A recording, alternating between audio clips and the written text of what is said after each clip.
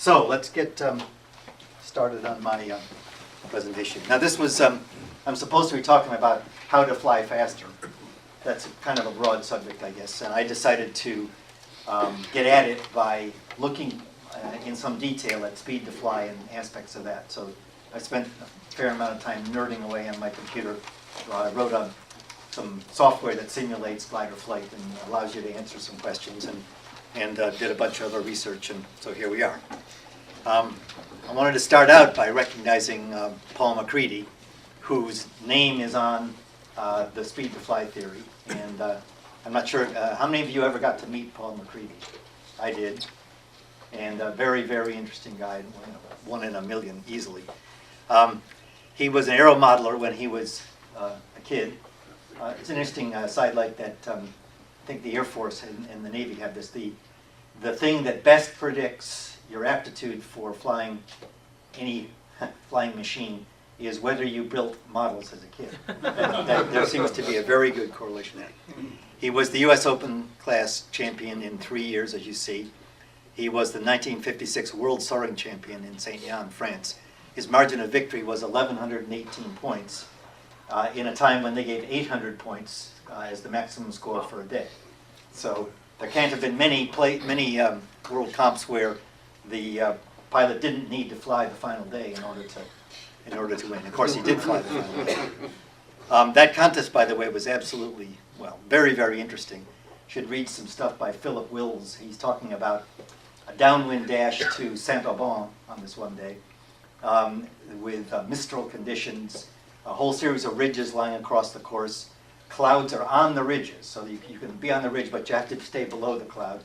And his technique was to get on the ridge, face into wind, climb into the cloud, because cloud flying was legal then, and then, hopefully high enough, turn downwind in the cloud and dive into the next valley, hoping to get below the cloud before the next ridge came up.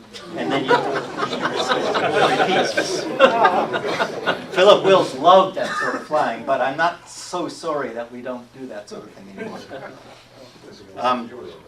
Everybody knows him as the designer of the man-powered aircraft. He's probably most famous for that, but he did a lot of other things. He founded the company AeroVironment that is very successful, obviously still today, in well, a whole bunch of stuff that they do.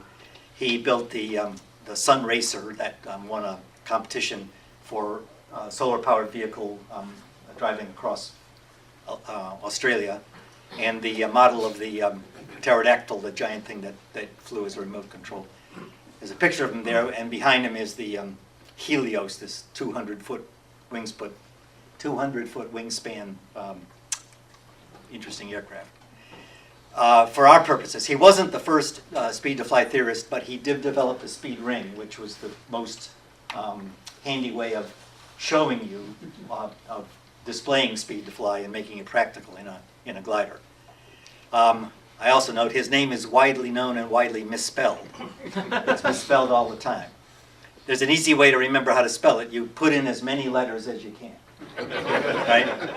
So it's MacCready with 2 C's in it. And we abbreviate it as MC. That's a simpler way. These are the classic assumptions that MacCready theory makes, that basic speed to fly theory makes. You're trying to move through an air mass by climbing in stationary thermals and then gliding between them. The strength of the next lift is known, and you're going to find that lift before you hit the ground. Right? Now, everybody knows that those are fairly oversimplified into the real world. This is the what I call the Goldilocks diagram, where this is how you sort of have the sense that there is an optimum. You've got 3 pilots, A, B, and C. This is from Reichmann's book, of course. But pilot A flies the right speed, so he gets there and he climbs and gets to cloud base. Pilot B flies too slow, so he gets there, because he's slower, he's higher, but he gets there later than A. So by the time he's there, A has climbed above him. And pilot C flies too fast, so he gets there quickest, but hasn't had time to climb to this height before A is able to get there. So there's obviously an optimum, and too fast or too slow is worse than optimal. But there are complications to the theory because lift strength, as we know, is often hard to predict. There's no guarantee you'll find it before the ground. The air between the thermals isn't still. It doesn't average still. Well, it depends on how you fly. We'll talk about that. And there's going to be big benefits to anybody who can fly, who can find better air between thermals than everybody else, or than still. I would point you to this article by John Cochran, available online.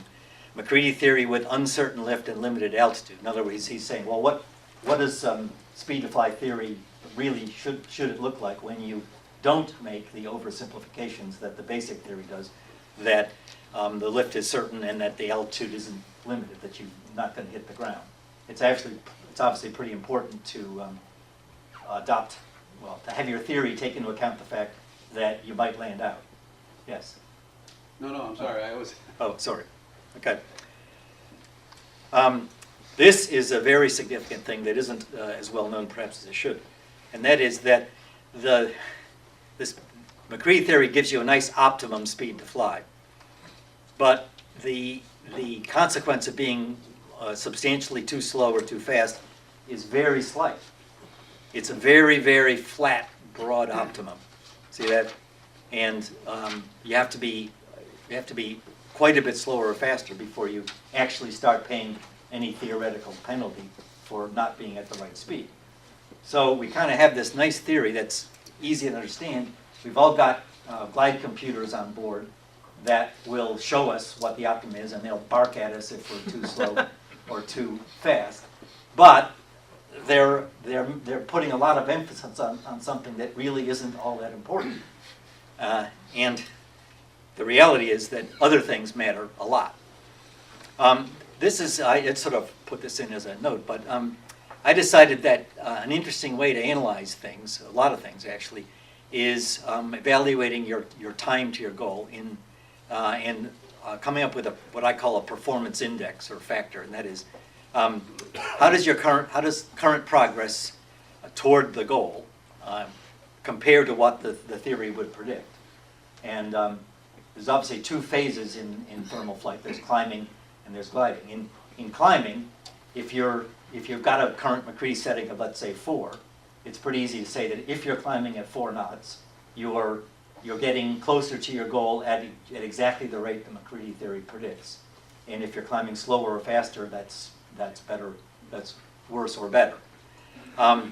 If you're in the cruise phase, the question is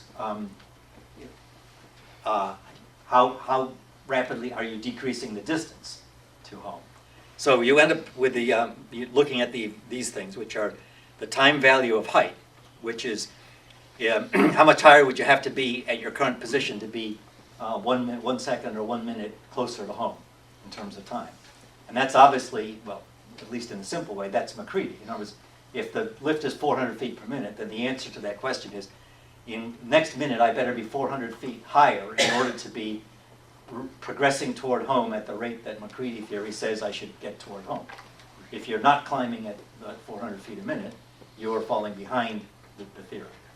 In terms of the time value of distance is, at my current altitude, how much closer to my goal would I have to be there 1 minute sooner? And that, under MacCready theory, is based on the cross-country speed that MacCready theory says you should achieve based on the current MacCready settings. Obviously, closely depends on the performance of your glider. You have to move faster in a higher performance glider. This is the graphic construction of the cross-country speed. It's basically saying that you're gonna have time that you climb and then time that you climb and time that you cruise. The time that you climb in the air mass, you're not moving at all, so you're only getting closer to home in distance when you're cruising. But the point is that you can take the glide polar and construct from it directly a predicted cross-country speed. We're talking now about the thermal phase of this. Everyone should know that your success on a particular task tends to have a high, or your achieved speed on a particular task tends to have a high correlation with what your average climb rate was. This is true. It also can be a little misleading in that there's this, it tends to be this assumption that good pilots are somehow climbing better in the same thermal. You know, you join a thermal with Doug Jacobs and he out-climbs you by this amazing amount, and off he goes. Now, the truth is he does.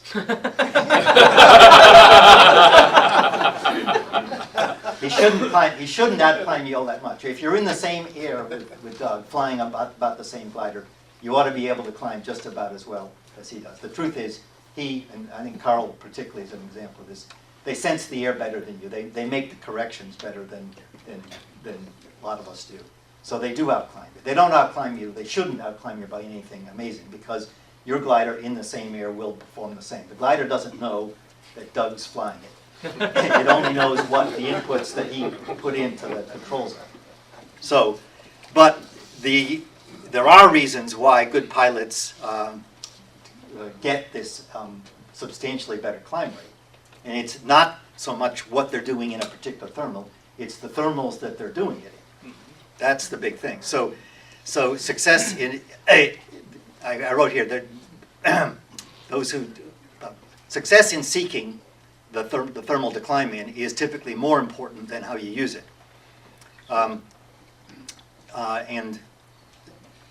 what the better pilots are doing is choosing a better path between thermals based on what they see of the ground and what they see of the sky, so that they get a better, above average sample of thermals to look at.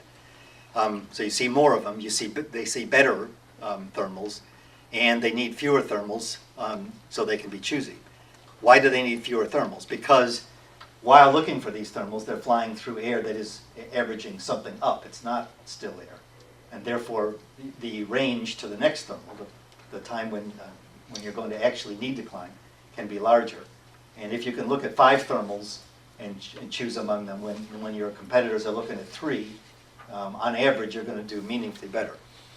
I sort of say there's a poker analogy in that it's not about being right all the time or anything like that. It's just making bets, making choices of where to go, and being a little bit better on average than somebody else. If you're a little bit better and multiply it over many parts of the flight, many places in the flight where you have a decision to make, then a small advantage turns into a big advantage because of the number of times that the dice get rolled or the cards get dealt.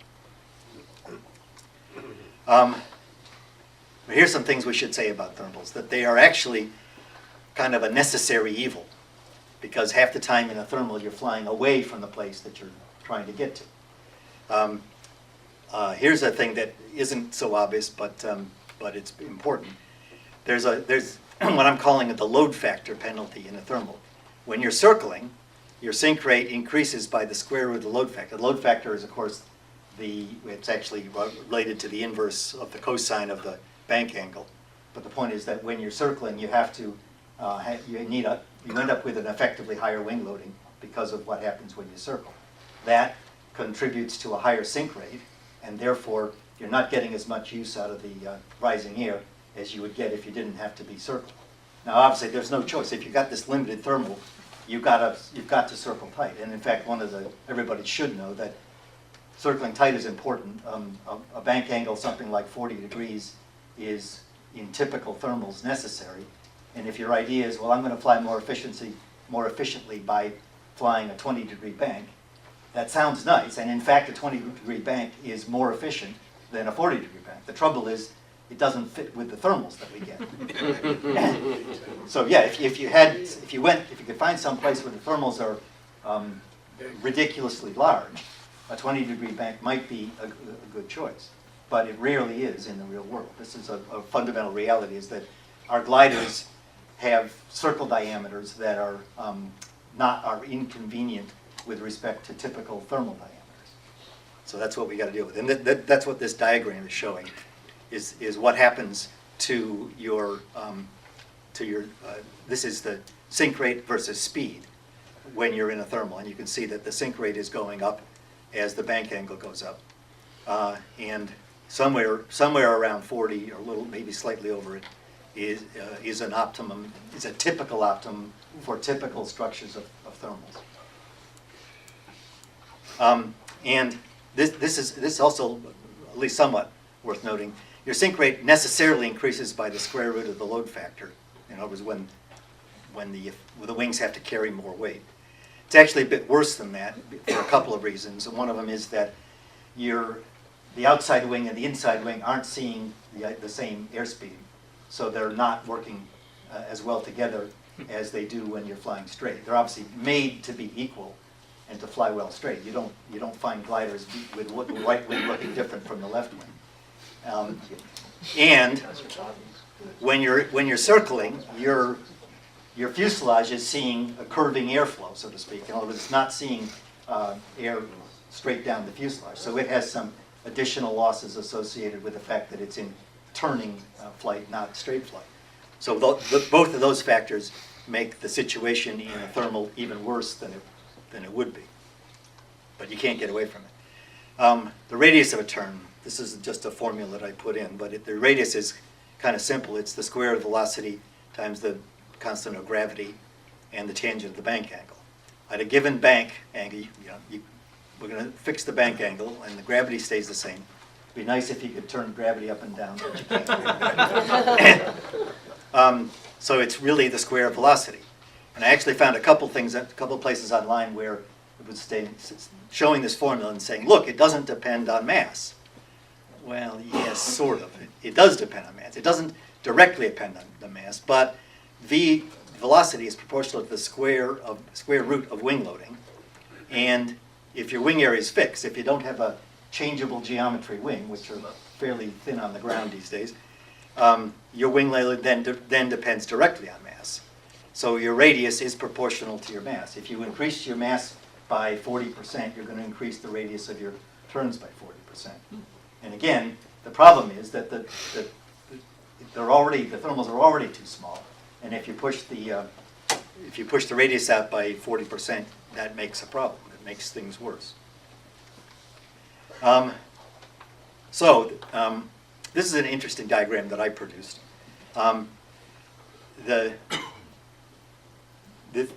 The thing that's most interesting here, this is the percent circling predicted by classic MacCready theory, based on, there's the MacCready values going up.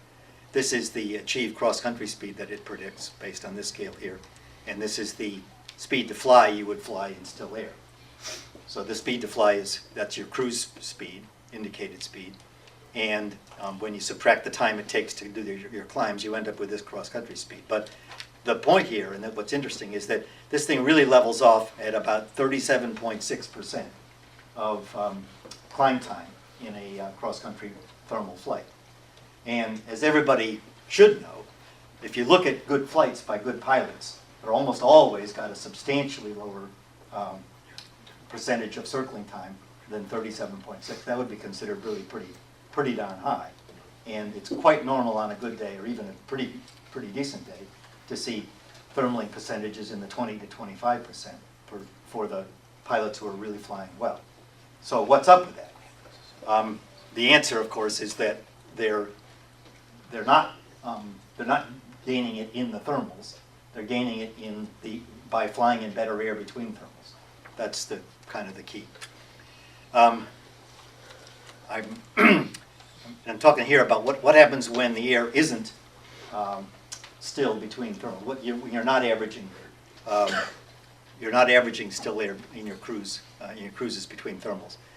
If you're in sync, it's worth noting that you need to get through it quickly, and the cost of flying too slow is relatively high.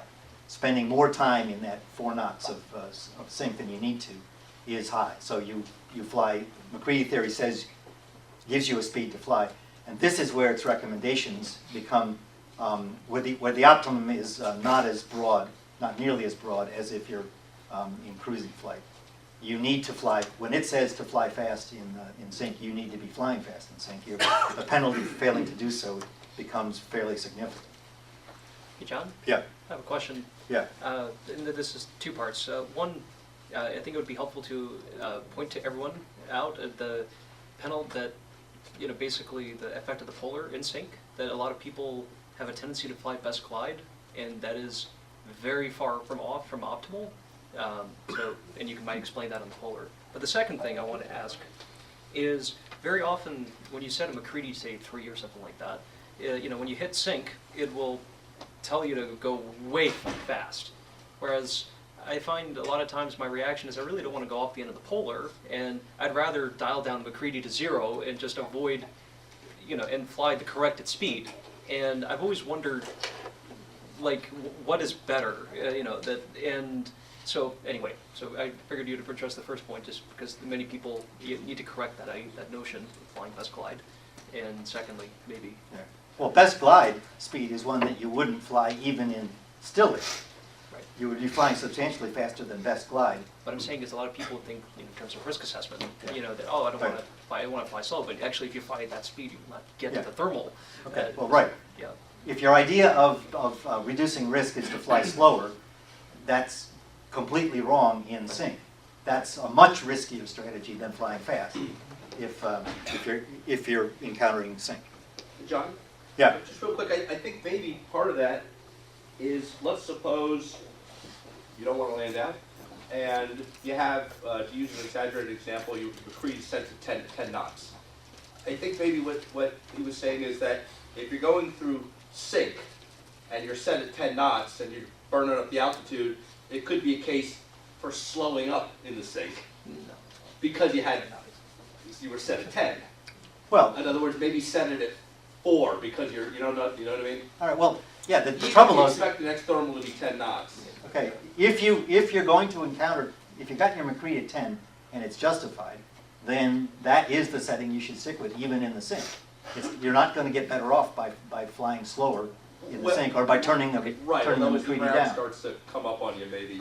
Well, it is true. In John Cochran's article, one of the things he emphasizes is, it's a point that everybody knows, he gives the math behind it, and that is, when you're lower, when you're starting to get lower and worrying about outlanding, everybody turns the MacCready ring down. Right. And in fact, he shows, it's not particularly difficult to show, that that's quite correct mathematically. Even on a 4-knot day, when you're down to 1,500 feet, your MacCready ring should not be at 4. Right. And you will, because of the penalty of outlanding, you will, on average, do better when you turn MacCready down, even if the next thermal is 4. Okay, so we'll move on to what happens when we're cruising in air that is rising. As I noted, this is really the key to cross-country speeds that beat MacCready theory, because the air between thermals doesn't inherently stay still, and there's real opportunities for good pilots who can find the air to fly in better air. And what you're doing is, you're looking for the high energy, low loss pathway. There's an analogy sometimes here, like, if you're following a path through the woods, you don't walk straight through the woods. You follow the path, because that's the low loss thing. Crashing through the undergrowth isn't the right way to do it. And it's the same thing in the air, just that it's often not nearly as obvious what is the best pathway through what is the low energy, the low loss, high energy path through the air. Not easy to figure out at all. Skill in doing it is what the good pilots have. The trouble is that your instruments don't tell you. They can tell you beautifully what the correct speed to fly is according to MacCready theory, and how many knots you are off from it. They can tell you that the goal is this way and you're 15 degrees left of it right now. What they can't do is the thing that's really important. They show you where the air is. There's some things that can help you with there, but they can't show you the thing that's really important.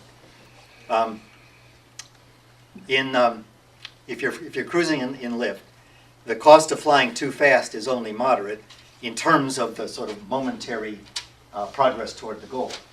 There's other ways that it can be higher. We all kind of know that to actually connect with the thermal, you need to be down to some reasonable speed. You're in an area, you're underneath some clouds, you think there might be a climb you'd be interested in here. it would be nice if you could stay at 85 knots, and even then find that lift, turn into its center and climb. In reality, I can't do this. I don't think many pilots can accurately find thermal cores and connect with them at 85 knots. You've got to get down to something like 70 in order to be able to sense the air, in order to be able to react to what the air is telling you. And so you suffer a loss. I mean, if you slowed down to 70, looked around a bit, decided it wasn't good, and have to re-accelerate to 85, you're going to be somewhat worse than the guy who went 85 through the whole thing. The point is, you had the chance of finding the lift you needed. He did not. He won't do it at 85. An interesting thing that to observe is how, if you can climb without turning, if you can climb straight ahead, or sort of more or less straight ahead in good air, you don't have the load factor penalty. And this is a fairly significant difference. I just worked out some numbers. If you, the question I was going to answer was, what if you're able to climb? If there's lift out there that allows you to climb at 4 knots, what kind of strength of lift do you need? What kind of rising air do you need to do as well without while going straight ahead? The point is that if you're going straight ahead, you don't have the load factor penalty, and you don't have the penalty of circling and staying in one place. You're actually going toward your goal at the same time that you're getting value from the rising air. And the answer is that the air to make you climb at 4 knots, the air has to be going up at about 5.5 1/4 knots, something like that, because of your sink rate in the thermal. If you can find air and go straight ahead that is rising at only about 1.4 knots, you're doing as well as the guy who's got the 4-knot climb. If the air that you're in is a little bit better than that, you're doing better. The point being that if you can fly toward your goal at the speed that the McCready cross-country speed, the speed that McCready predicts for your cross-country, your net cross-country speed, and fly level, then you're breaking even with the guy who's climbing at 4 knots. So it's kind of obvious, but the amount of difference is significant. That you can, if you can climb straight ahead, you need much less strength of lift in order to make good progress. And there's also kind of an extreme case where suppose the lift is so weak that the best you can do if you're turning is 0 sink. You can't actually climb. If you could find that same rising air stretched out in a line roughly toward your goal, you would be able to make progress toward your goal. Whereas the guy who's circling in 0 sink is making 0 progress toward his goal. He's just not landing out, maybe. Pulling up in lift, okay. When you get a surge, you should, there's real advantages in pulling in a surge.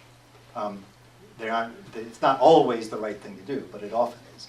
If the surge is good, and if it's leading into lift that is going to persist for a while, then you gain a lot by it. In fact, there's an interesting dynamic soaring effect of this. Dynamic soaring can be conceptually complicated.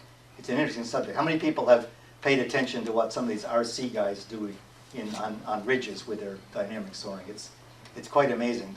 It's quite normal now to take a RC glider out on a ridge where the wind is blowing strong and get the thing flying, get this, at true speeds, true air speeds of over 400 miles an hour. They whip the thing around in a circle. They're pulling 25 Gs with these things, something like that. But the point is that they're continually extracting energy, and this is air that is strictly horizontal. It's strictly based on horizontal differences in airspeed. There's no vertical component that they're working, or if they are, it's very minor vertical. Just want to point out, they fly in the lee of the ridges. Yeah. Not like we fly. Right. They fly in the lee so that they have an area of high wind above the ridge and an area of low wind behind the ridge. And it's that difference that they're working. That doesn't apply much to us. Nobody's really made that work in a glider at all. But there is this effect. If you pull in a surge of lift, you have pushed on the air. You have taken energy, you've reduced the amount of energy that's in the air. And if you reduce the amount of energy that's in the air, the energy went into your glider. And an interesting thing to observe is that the opposite is true. If you're flying along and you come into a down surge, if you were to push very hard and do negative G's, you would be doing the same thing. You would be slowing down the down going air, and the energy of that would go into your glider in the form of speed. And so, in theory, you could fly a glider straight as long as you're getting areas of surges of up and areas of down. You could pull hard in the up and push hard in the down, and gain energy by both maneuvers. The trouble is our gliders aren't, neither us nor our gliders, neither the pilots nor the gliders, are well equipped to deal with the strong negative surge. You would want a more symmetrical airfoil than gliders have or should have, and you would want pilots that are happy with continually, plus 2.5, minus 1.5 kind of maneuvers, and that's not such a good thing. But anyway, it's an interesting observation. You can take advantage of half of it by pulling in those surges. An interesting observation about pulling in surges, you often hear this, and people say, you got to watch out because there's an increase in induced drag when you pull and get extra G's in a surge, which is quite true. What doesn't get observed is that if you pull in a surge, there's going to be some point where you're going to be pushing over and reducing G's, and you get a reduction in induced drag when you push over. So the pulling up, yes, it causes some losses. You get them back in terms of the energy out of the air, and then you do get a reduction in drag, a momentary reduction when you push over. That's contrasted with circling. You have an increase in induced drag because of the load factor in a circle. You don't, if you're turning left, you don't get it back by turning right. It's the same. So you don't get that. It's also worth noting that if you're going to do this dolphin flying, this pulling in surges and such, it only really starts to work if you can be good at predicting that the lift is broad, so you're not just pulling on some momentary gust, and that you can gain your speed back without going right into the sink. If you're pulling in short gusts and then having to accelerate and sink, the guy who just went smoothly through that at a higher speed is going to be ahead of you at the end of that. So it's nice to do that. If you get out west on a good day, you can get these days where you just come along, these beautiful, wide, broad surges under the cloud. You just pull up, and you gain 1,000 feet. Pull up and just push to the next one, and you keep going forever for as long as the clouds will give that to you. You can go with that without even thinking about turning. Predictable areas of good air are obviously the most valuable, and the foolers are costly. If you're on a day where you want this to be working, but you're constantly getting fooled, you should probably abandon the idea and say, look, I'm just going to have to not get fooled. Next. This is just something I did to show the difference between what a thermal does for you when you're going into the wind, and when you have the wind behind you. An interesting aspect of MacCready theory, of speed of flight theory, that is underappreciated is that in general, if you're flying through an air mass, the theory shows you how to fly best through that air mass. And that's the same way you should fly, whether you've got a headwind or a tailwind. Because if you're flying as fast as you can through an air mass, the fact that the air mass is moving across the ground or which way it's moving doesn't affect things. And then it sounds a little strange. If you're heading into the wind and you're flying in such, the lift is such that you're going to fly, you're going to average 30 miles an hour. And the wind is 35. You say, well, that's crazy because you're not going to get to your goal. Right. That's what that's saying is on this day, the best you can do is slowly get drifted downwind of your goal. If you try to fly differently, your progress through the air mass will be slower, and you'll get drifted downwind even worse. All right. But it's still worth noting, this is true when you're flying through the air mass. If you're trying to fly to a point on the ground, the wind definitely comes into it. And when you're flying to a turn point, it's sort of that. You're not going to stop, you hope you're not going to stop at that turn point. You're going to turn the turn point and go. But there's this classic advice, it's in Moffat's book and lots of other places, that if you're going to an upwind turn point, you want to turn low. You want to have endured the penalty of the headwind as little as possible. So you try to turn the upwind turn point low and then come out of it. And if you're going to a downwind turn point, you obviously want to be as high as possible, because then when you start the upwind leg, you started with more energy. The diagram is simply showing what's the effective strength of the thermal when you have headwinds and tailwinds. If you have a headwind, you can see obviously the weaker the thermal is, the worse the wind hurts you. But if you have just a 10 knot headwind and let's say a 4 knot thermal, you're not climbing much more than about half of the effective strength is about half of what that 4 knot thermal would be in zero wind, and much less than what it would be in the same tailwind. So that obviously says that if you're coming into a turn point that's upwind, you hit a thermal short of the turn point. What you'd like to do is ignore that thermal, go turn the turn, and then come back to it. And now you're getting the nice 4 knot climb and the boost of the tailwind. The guy who stops in the 4 knot thermal and climbs before the turn is effectively working about a 2 knot thermal. And the guy who turns the turn and gets the same 4 knot climb is working what amounts to about a 6 knot thermal, or 5.5, or something like that. This is all kind of obvious, but useful to look at anyway. All right, we're going to talk a little bit about water ballast.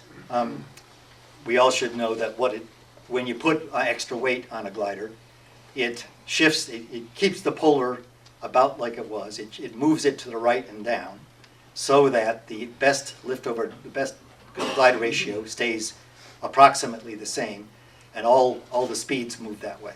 So basically what this does is it hurts you in climb and helps you in cruise across the board. Sort of some slightly non-obvious point, but this is important, is that how does that really help you? The point is that when if you have more mass at the same height, you have more energy. Your energy at a given height is directly proportional to your mass. It's just, mgh is the formula for your potential energy at a given height. During the climb, you had to get more energy to get up to that height. When you're gliding with the extra mass, you're consuming the energy at a higher rate per foot of descent, obviously, by the same ratio. But the point is that the higher glider has more energy, and it takes more energy to move the higher glider at the higher speed, but it has more energy to spend, so it does better that way. It's also, this isn't particularly important, but the best L over D may be slightly better when you have water ballast on and flying at higher speeds, because the Reynolds numbers may be putting the airfoil in a more favorable place. That effect is pretty darn small, so it's not important. This is a point that tends to get missed. When you put water, when you put hundreds of pounds of water in a wing, it distorts the wing. It changes the shape of the wing. This is much less significant now than it used to be. In the days of glass fiber only, no carbon fiber, nothing tricky like that, the wings got distorted a fair amount by putting water in. So you could lose a meaningful amount of performance because the wing is just going out of shape. It's still true that the wing will distort. It just doesn't happen nearly as much. Glider designers have gotten much smarter about how to keep wings appropriately stiff, and it pays a lot of benefits. It's underappreciated that our current wings are torsionally much more rigid than they used to be, not just because of carbon fiber, but because of how much smarter the manufacturers are about how to use that carbon fiber.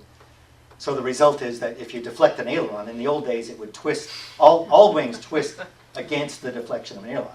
There's no such thing as a perfectly rigid wing. In the old days it used to be huge, And so you need bigger ailerons, everything worked against you. Nowadays, you can get by with little tiny ailerons because they don't twist, so the wing doesn't need more ailerons. So, and so there's much less control system drag, and things work much better when you got stiff, appropriately stiff wings. This is what happens to what happens to you in a thermal when you add water ballast. You can see that this is the curve, angle of bank, the speed that you're flying at, and the radius of the turn. And the heavy glider is sinking more and has a substantially larger radius. How much ballast should you carry? There's a rule of thumb that says if you're achieving climbs of 4 knots or better, you're good with full ballast. It's obviously a kind of a crude rule of thumb. Apparently, it's fairly well backed up by technical analysis of the thing. But in reality, the optimum wing loading is going to depend a lot on the thermal profile. If you have truly narrow thermals, then the high wing loading can be a significant penalty because of the increase in radius and because it forces you to circle around the center instead of in the nice center where the lift is strong. There's some meaningful contest considerations for wing loading. One rule of thumb says, well, you should always have ballast at least for the first glide because you get your altitude free before you start, and at least on the first glide you've got this extra energy in a longer glide and things are better. Well, yeah, sort of, but if the lift is weak higher, which it often is, then the extra ballast means that you will never be able to get as high before you start. So you're not getting as much energy advantage over the unballasted glider as you would get if you could get to the same height. And then this gets neglected, but this is very important at times. On a weekday, a difficult day, it can be very hard to get yourself up to the altitude where you want to start. And it can take a long time between, you get up and say, well, it's too early to start now, I better wait. It can be another 40 minutes before you can get high enough that you're really ready to do a start. Obviously, the extra water, extra ballast, tends to make that much more of a problem. But the value of water is still significant. So there's this big trade-off. When you're cruising with water, your performance is better at any speed, basically, that you're going to cruise at. You're never going to, well, it's going to be something very strange if you're going to cruise at a speed that is below the best L over D, and therefore gets to the point where the lighter glider cruises better. That's going to be strange. We talked about some of this. When you have more mass, your pull-ups are more, you zoom much better. If the lift is predictable, such that when you pull up, you really are in that nice rising air, then you're going to do substantially better with the extra mass than you would without it. And we already talked about how if you're cruising in good air, you don't have the load factor penalty of thermals, and therefore the extra mass is not penalizing you the way it does when you're thermaling. And this sort of leads to a kind of an obvious point, is that since when you have ballast on board, circling is always worse and cruising is always better, that the time when you want that is the time when you're going to have a flight that involves a lot of cruising and not too much circling. And there are plenty of days like that. There's also a big advantage on final glide. If you can stagger around the course and have your water ready for the final glide, you're going to clearly do better on the final glide than somebody who had to get rid of his water or didn't carry it in the first place.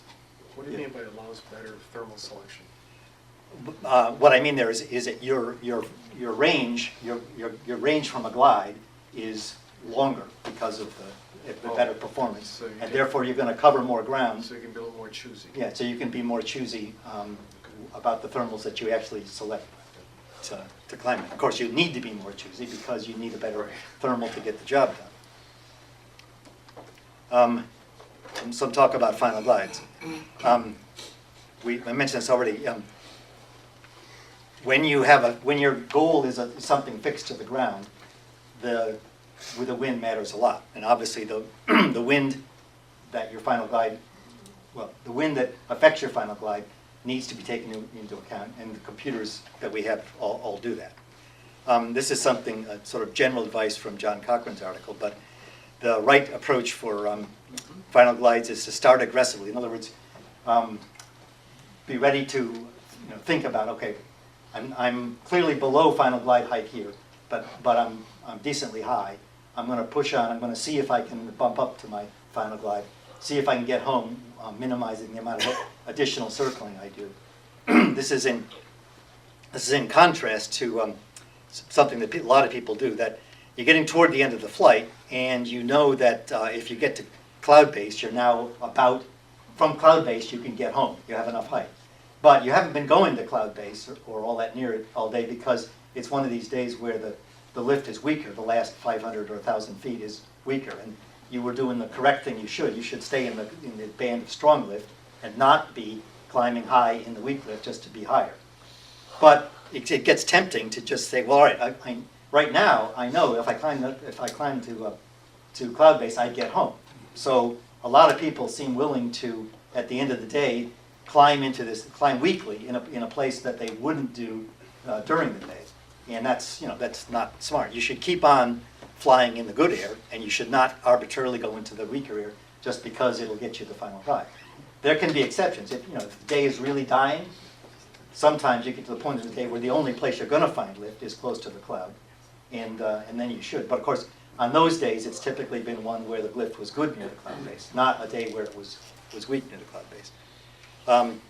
Another thing that people do, which is typically a mistake, is you get your final glide height, now you can go home. So now you're just going to go straight home, and you're not going to look for energy, follow energy lines, and such. That's going to cost you compared to the guy who finds energy. And what really costs you is when you do that, and now you find yourself flying a sink line home. During the day you were doing a good job. You were paying attention to the ground and the clouds, and you were following energy lines. And now you're just going to go buzzing home. Well, there can be sink. And I had a horrible experience one time. I was flying with John Weber in his Arcus at a contest at Nephi. And we had a good flight. This was a day where the task was kind of misset, so everybody's going to be coming home under time on this area task. And we were not so far to the west, and he was flying, and we got final glide height, under a good climb that's ready to go home. And he said, all right, now we can just go straight home. And I said to myself, well, it clearly looked better to go left, of course. There was cloud lines, but thinking, all right, we're high, and we got a McCready 5 final glide. It should be enough to get you home at a good speed. So off we go, and we ran into significant sink, lost our final glide, got really hammered, and then I ended up taking over, and we did a whole lot of sort of terrain flying. It was hairy stuff, and did a huge detour way up to the north, and we basically had a field to land in all the time, but it was hairy as all get out. We finally got home, wasted about a good 15 minutes compared, maybe 20. Didn't hurt our score because we were going to be about that much under time, so we ended up finishing about on time because of the task being misset. But it was really hairy, and I said to myself afterwards, I said, "This is John. It's his glider, and I'm flying it. It was hard on me flying it. I could not have taken it if somebody else was flying and having to do this stuff. I don't know how he put up with it, because it was." Anyway. The point is that one of the reasons to keep on flying energy lines home is that it keeps you from blundering into the bad energy line, which you may do. In other words, the more on a given day you're seeing good energy lines, the more the air between them is likely to have bad energy that you don't want to go near. This is kind of significant. Glide computers don't know what the conditions are going to be on the final leg. We see this a lot in contests. You have an area task, and everybody's faced with this choice about, okay, I'm in the last area. At what point I'm going to turn here, I'm going to head home. And the glide computers use various data to estimate how long it's going to take you to get home, and therefore where you should turn. Everybody has an idea that they should try to finish right on time. And there's something to be said for that, because you're going to amortize your final glide over a shorter time. If you on a 3-hour task, if you finish at 3 hours, it's a little bit better than finishing at 3 hours and 10 minutes.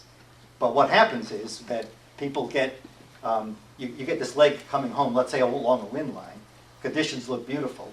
Your glide computer doesn't know that you're going to do substantially better on that leg than you did on average around the whole task.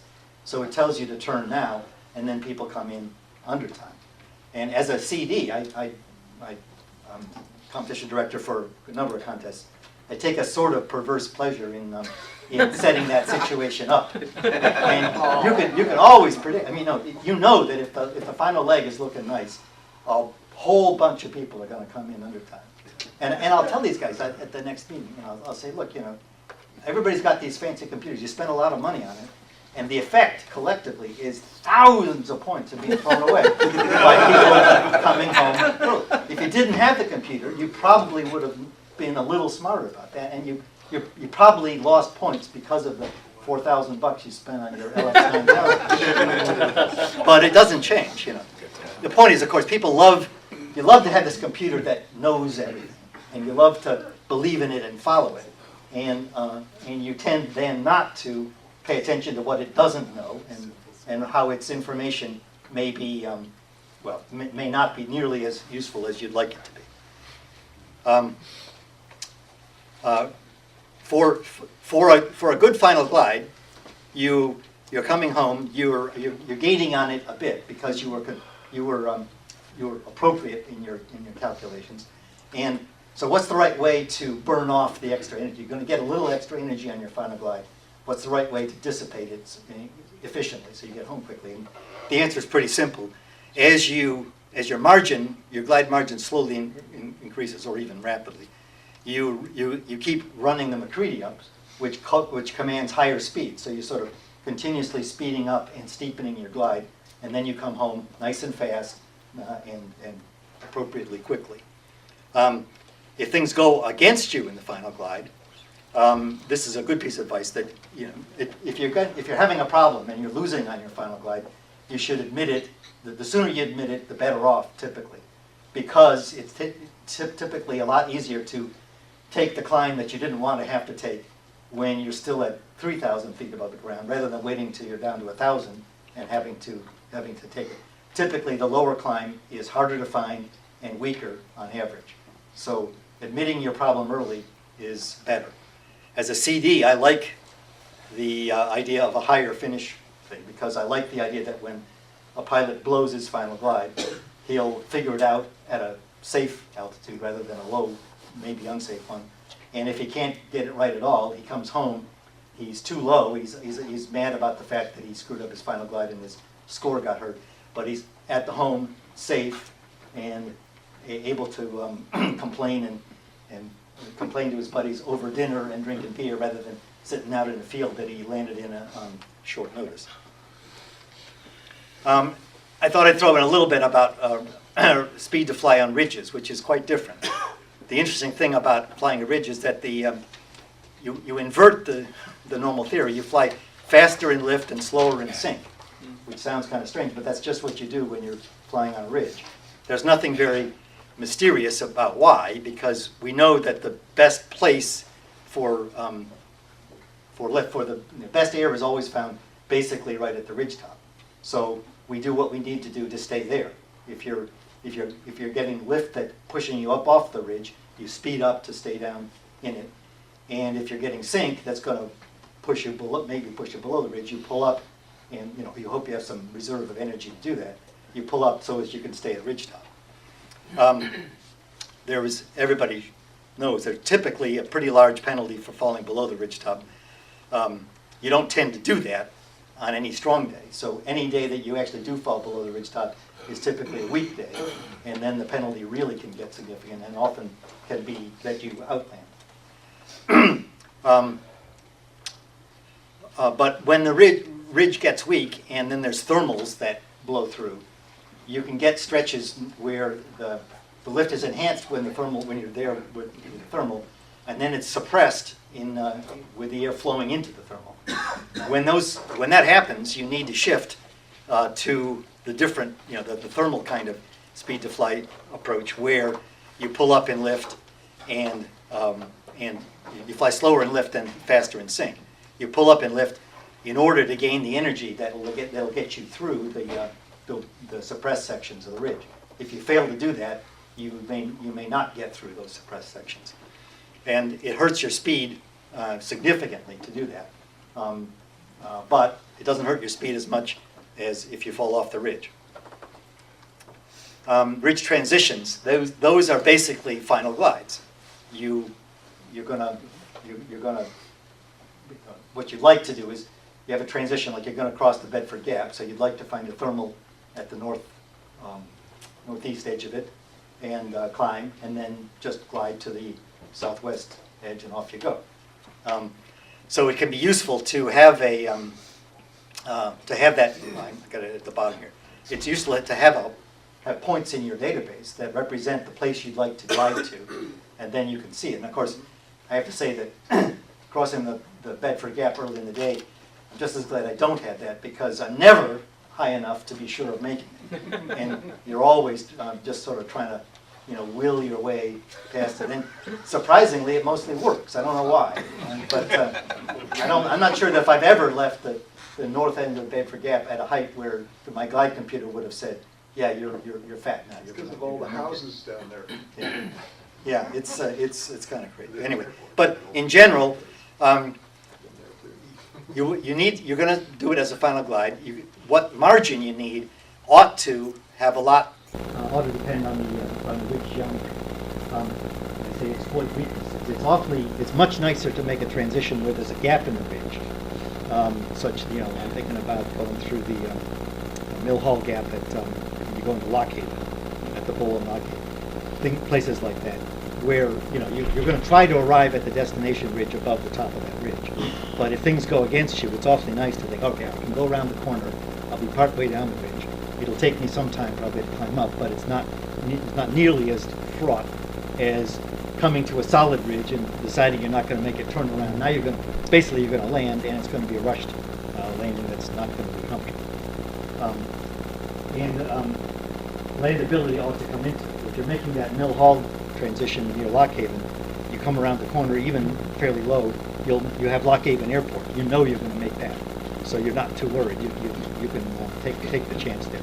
If it's not landable, you've got to behave, or you certainly ought to behave, very differently. This is an interesting situation that doesn't come up much. And this is when you're way above a ridge, but you're going to dive down to it and then fly in the ridge. It comes up, in a contest, you may be allowed to start nice and high, and then you're going to dive down in the ridge. If you did a wave climb, where you got wave and you went through the Kaiser Nobles and wave, and then you want to get back down on the ridge, or maybe you just screwed up your transition a little too high. And the question is, how fast should you fly? Well, I call this another Goldilocks situation like that I said before, where if you fly too fast, you hit the ridge quickly, but you don't catch up, you don't get to the ridge before the guy who flew the right speed arrived at that point. If you fly too slowly, you get to the ridge further down, but you get passed by the guy who hit the ridge at the right place. He went appropriately fast. It turns out, if you do the calculation, the speed is very high. It's basically the speed, the MacCready setting that yields a cross-country speed at least equal to the ridge speed, and that's a fast glide speed. And so basically, you want to fly really fast. And I say the rule of thumb is you would be at least, your airspeed would be at least 1.5 times the ridge speed. It's probably actually a bit higher. So, and I did the calculation on this, and it turns out that it's the losses associated with being too fast there are small. So it's almost, you can basically say fly as fast as the air will allow you to fly, and you won't be far off being right. It doesn't come up that much, but I've done it. I think that's it. All right. Very good.